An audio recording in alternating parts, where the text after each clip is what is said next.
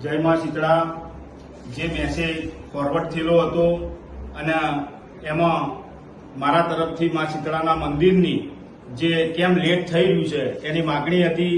તો ફુવાજી જોડે અમારા ટોટલી વાતચીત થઈ ગઈ।